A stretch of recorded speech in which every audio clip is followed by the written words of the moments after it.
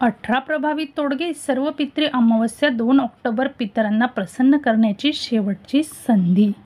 सर्व पितृ अमावस्येला संपत आहे. अशा स्थितीत पितरांना शांत करण्याची ही शेवटची संधी आहे. पितरांचे तर्पण आणि पिंडदान योग्य पद्धतीने केले तर पितरांच्या आत्म्याला नक्कीच शांती मिळते. अशा परिस्थितीत सर्व पितृ अमावस्येला पितरांची नाराजी दूर करण्याचे उपाय जाणून घेऊया. पितृपक्षाला विशेष महत्त्व आहे. या काळात पितरांचे श्राद्ध, तर्पण आणि पिंडदान इत्यादी केल्याने त्यांना समाधान मिळते. सर्व पितृ अमावस्येला ज्या मृत कुटुंबातील सदस्यांची मृत्यू तारीख आपण विसरलो आहोत किंवा ज्यांचा मृत्यू अमावस्या, पौर्णिमा आणि चतुर्दशी तिथीला झाला आहे त्यांच्यासाठी श्राद्ध केले जाते. पूर्वजांच्या निरोपाचा काळही मानला जातो. तर उपाय बघून घेऊया. 1. सर्व पितृ अमावस्येला संध्याकाळी घराच्या ईशान्य कोपऱ्यात गाईच्या तुपाचा दिवा लावावा. दिव्यात लावण्यासाठी लाल रंगाची वात वापरावी. तुम्ही कापसाची वात बनवल्यावर त्यास कुंकूने लाल रंग देऊ शकता. तसेच दिव्यात थोडे केशर आणि काळे तीळ टाका. असे केल्याने तुम्हाला कर्जापासून मुक्ती मिळेल आणि तुमची आर्थिक स्थिती मजबूत होईल. उपाय नंबर 2. नोकरीच्या शोधात असणाऱ्यांनी सर्व पितृ अमावस्येच्या दिवशी आपल्या घरातील मंदिरात म्हणजे देवघरात स्वच्छ लिंबू ठेवावा. नंतर रात्री 7 वेळा दृष्ट काढावी.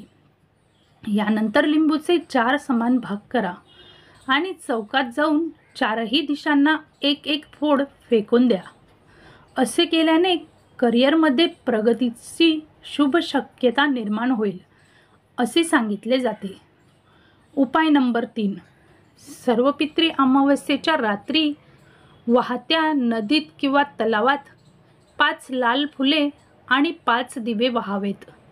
पण हे लक्षात ठेवा की हा उपाय करताना रात्रीच्या वेळी कोणीही तुम्हाला पाहणार नाही.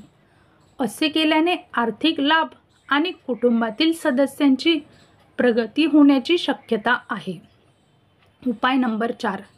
सर्व पितृ अमावस्येच्या रात्री काळ्या कुत्र्याला तेल लावलेली चपाती खायला द्या. जर कुत्र्याने त्याच वेळी चपाती खाल्ली तर तुमचे शत्रू तुमचे काहीही नुकसान करू शकणार नाहीत आणि तुमच्या करिअरमध्ये प्रगती होईल. तसेच या दिवशी मद्यपान करू नये, मांसाहार करू नये, खोटे बोलू नये, अनैतिक कृत्य करू नये, कारण असे केल्याने पितर नाराज होतील अशी मान्यता आहे. उपाय नंबर 5.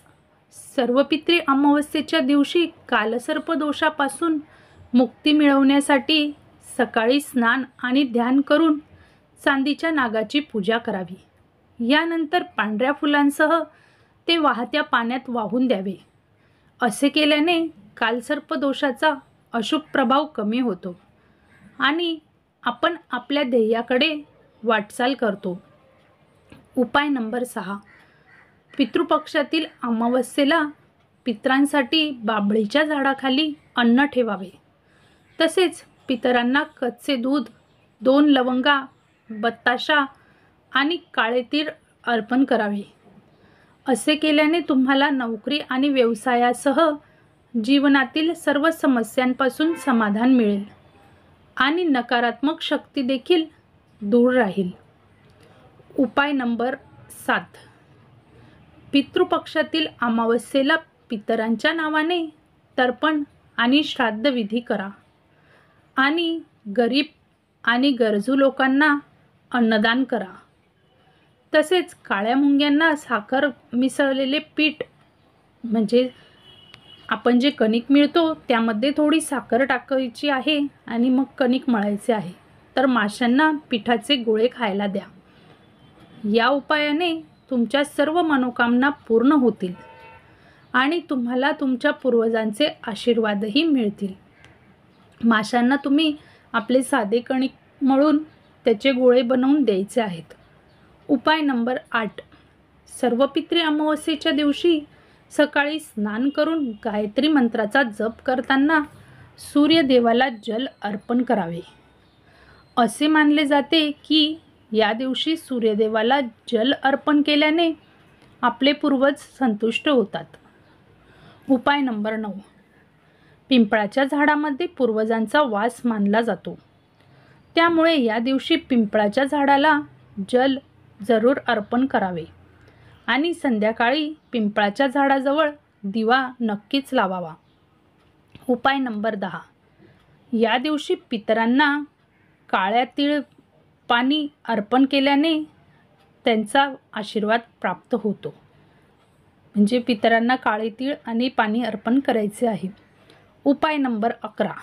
सर्व पितरी अमावस्येच्या दिवशी पितरांना दूध, तीळ, कुशा, फुले आणि सुगंध मिश्रित पाणी अर्पण करावे. या पाण्याने तर्पण केल्याने पितरांची तहान भागते असे मानले जाते. उपाय नंबर 12. या दिवशी गाईला हिरवा पालक खाऊ घालणे शुभ मानले जाते. हा उपाय केल्याने गायीसह सर्व देवी देवतांचे आशीर्वाद प्राप्त होतात. तसेच आपले पूर्वज प्रसन्न होऊन धनसमृद्धीचे आशीर्वाद आपल्याला देतात. उपाय नंबर 13. जर पितृपक्षाच्या 15 दिवसात तुम्ही तर्पण करू शकला नाही तर सर्व पितरी अमावस्येला तर्पण करून तुम्ही तुमच्या पितरांना प्रसन्न करू शकता. उपाय नंबर 14. असे मानले जाते की हे तर्पण केल्याने त्यांना मोक्ष प्राप्त होतो. उपाय नंबर 15. पितृपक्षात दानाचे खूप महत्त्व आहे. सर्व पितरी अमावस्येच्या दिवशी ब्राह्मणांना भोजन दिल्यानंतर त्यांना दान द्यावे. म्हणजे तुमच्या यथाशक्ती तुम्ही ब्राह्मणांना दान देऊ शकतात. उपाय नंबर 16. या दिवशी चांदीचे दान करणे शुभ मानले जाते. पूर्वज यावर समाधानी असतात. जर तुमची स्थिती चांदीचे दान करण्यासारखी असेल तर तुम्ही चांदीचे दान नक्कीच करायचे आहे. उपाय नंबर 17. सर्व पितरी अमावस्येच्या दिवशी पूर्वजांचा निवास पिंपळाच्या झाडात असतो. त्यामुळे पिंपळाच्या झाडावर कच्ची लस्सी, साखर, तांदूळ, दूध, काळे तीळ आणि फुले अर्पण करा. ओम पितृभ्य नमः मंत्राचा जाप करून 11 प्रदक्षिणा घाला. त्यानंतर पितृसूक्ताचे पठण करा. संध्याकाळी पिंपळाच्या झाडाखाली दिवा प्रज्वलित करून काळे तीळ अर्पण करा. यामुळे तुमच्या वाटेतील अडचणी दूर होतील आणि पूर्वजांची कृपादृष्टी तुमच्यावर कायम राहील. उपाय नंबर 18. सर्व पितरी अमावस्येला 2 पूर्वजांच्या नावाने लोकांना जेवण द्यावे किंवा गरजवंतांना खाऊ घालावे. मुंग्यांना गोड पीठ किंवा माशांना पिठाचे गोळे खायला द्यावेत. हे उपाय केले तर तुमच्या सगळ्या इच्छा पूर्ण होतात. तर हे उपाय तुम्ही सर्व पितरी अमावस्येला नक्कीच करायचे आहे. आणि तुम्हाला शक्य झालं तर नदीजवळ एक दिवा लावायचा आहे किंवा आपल्या घरातील माठाजवळ तुम्ही न विसरता संध्याकाळी दक्षिण दिशेला तोंड करून आणि दिव्यामध्ये लांब वात टाकायची आहे आणि हा दिवा लावायचा आहे. तर तुम्ही मुख्य दाराच्या बाहेरसुद्धा एक दिवा सर्व पितरी अमावस्येच्या दिवशी टाकायचा आहे. हे उपाय तुम्ही नक्की करा. धन्यवाद.